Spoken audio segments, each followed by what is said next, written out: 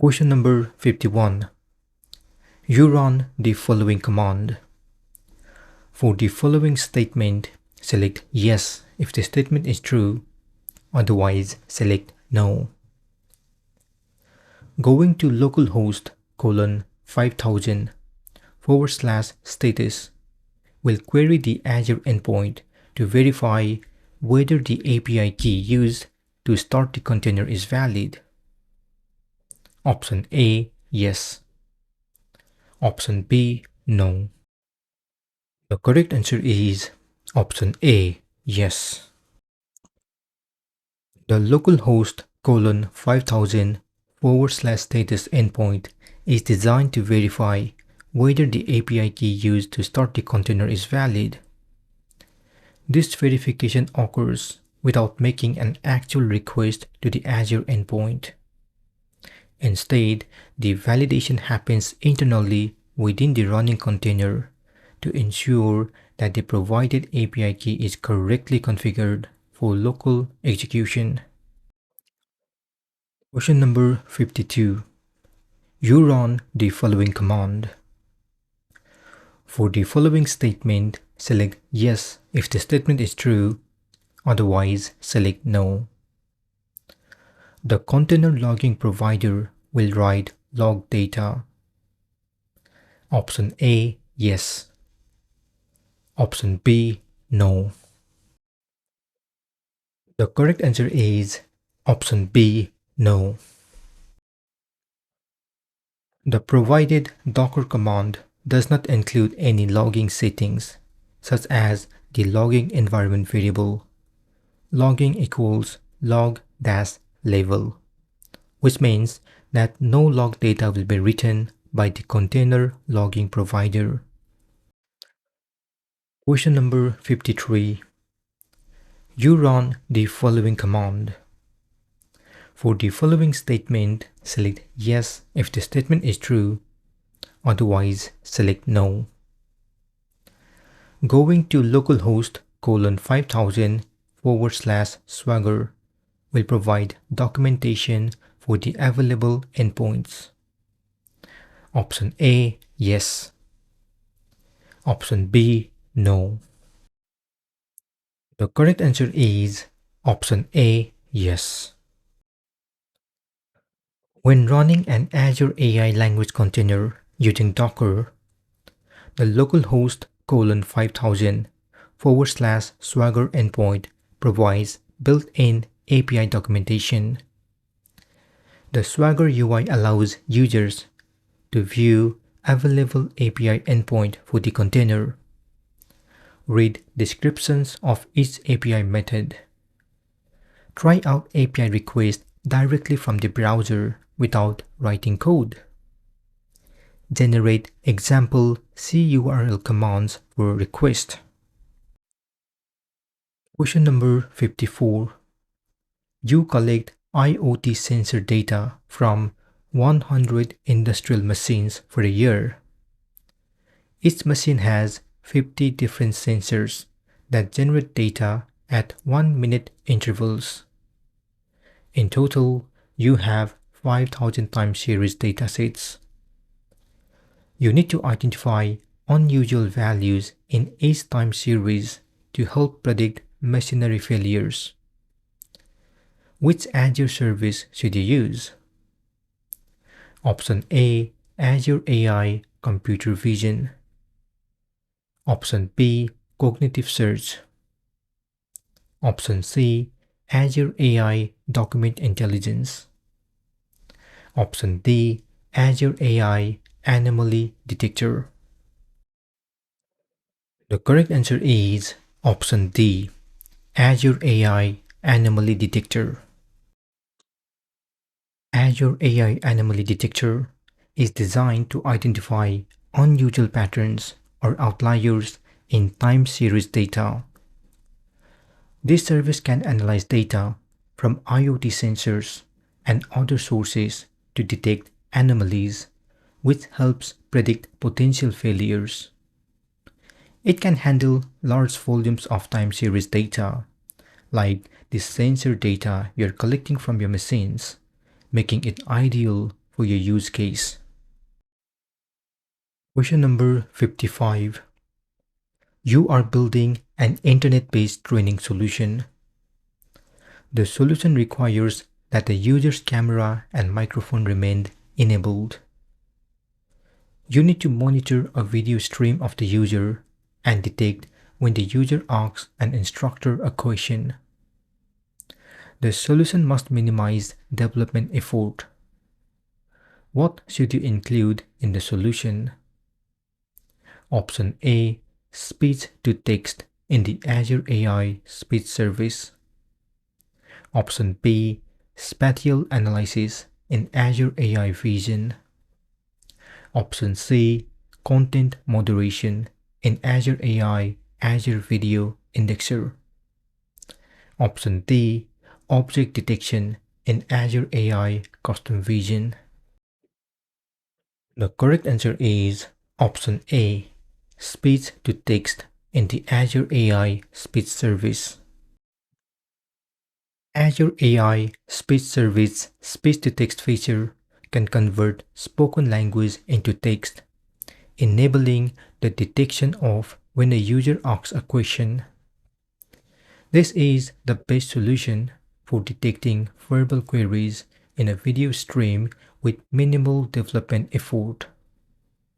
You can process the audio to identify specific patterns or words like question or any other relevant phrases while keeping the microphone enabled. This solution directly addresses the requirement of detecting when a user asks a question. Just a quick reminder, if you don't have time to watch these videos and instead download all questions and answers, feel free to purchase them on Buy Me a Coffee page. I have shared the link below. Question number 56. You have an Azure OpenAI resource named AI1 that hosts 3 deployments of GPT 3.5 model.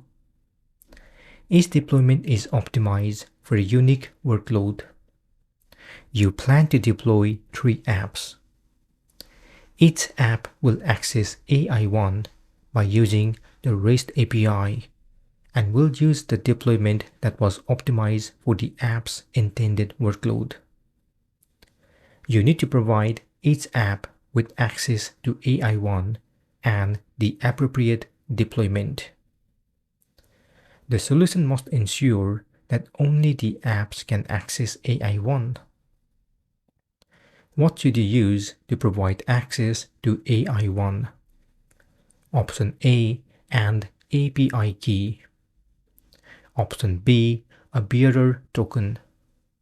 Option C, a shared access signature, SAS token.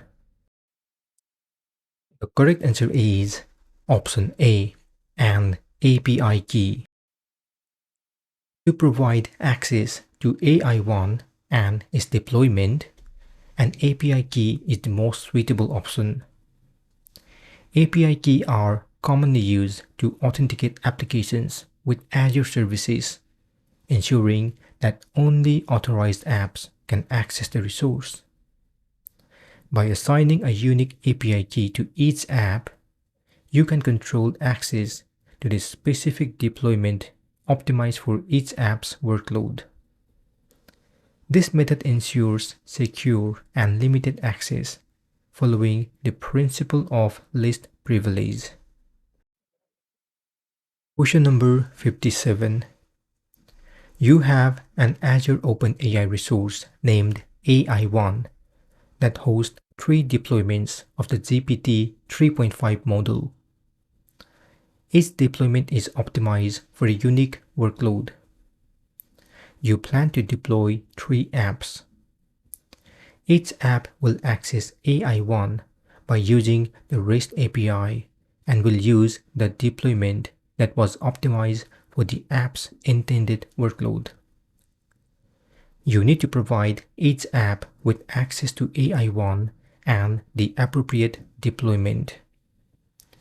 The solution must ensure that only the apps can access AI1?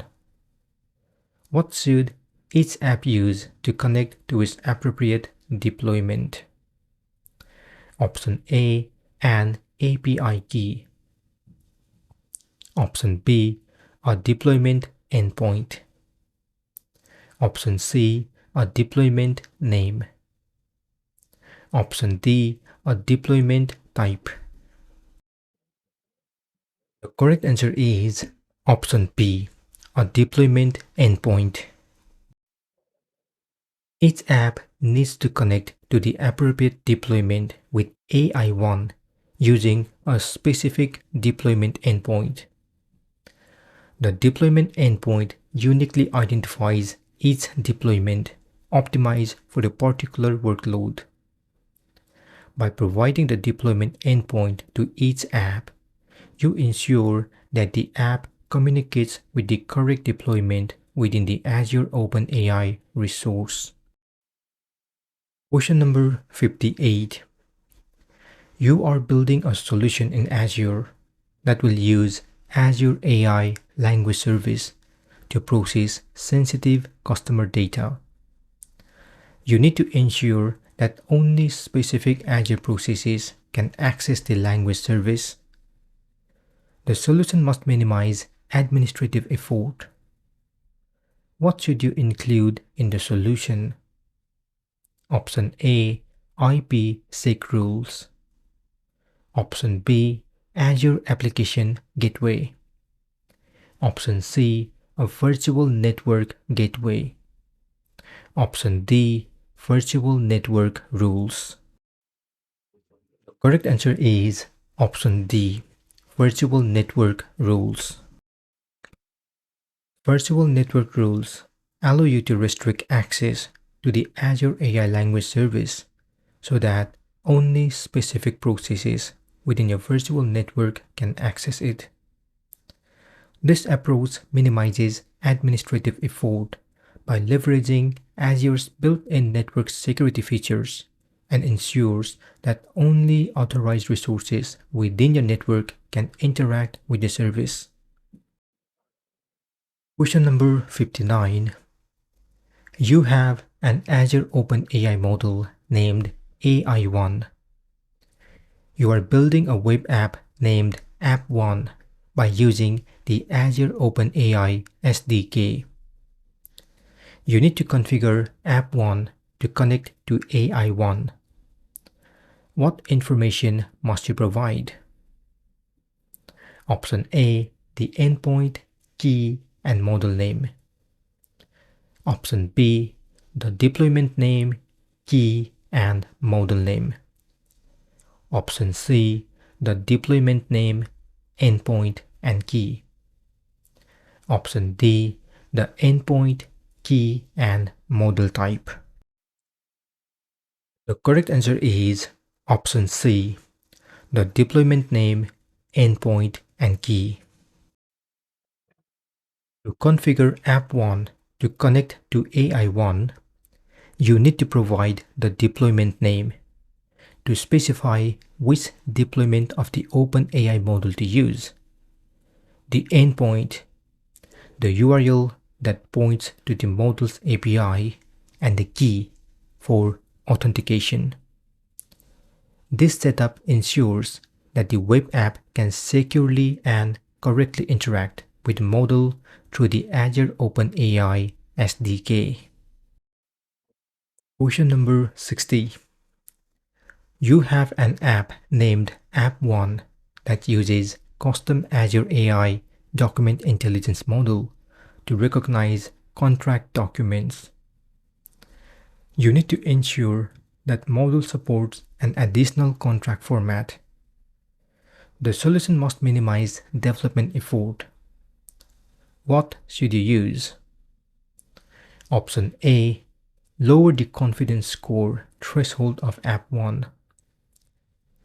Option B, create a new training set and add the additional contract format to the new training set.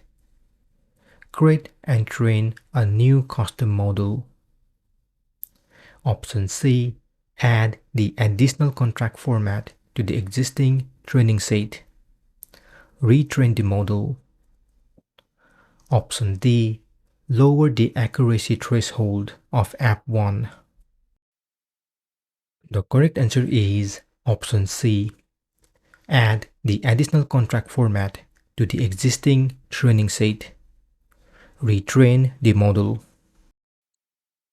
To ensure that the model recognizes the new contract format within minimal development effort, you should add the new format to the existing training set and retrain the model. This approach leverages the existing model and training data while incorporating the new format, avoiding the need to create a completely new model.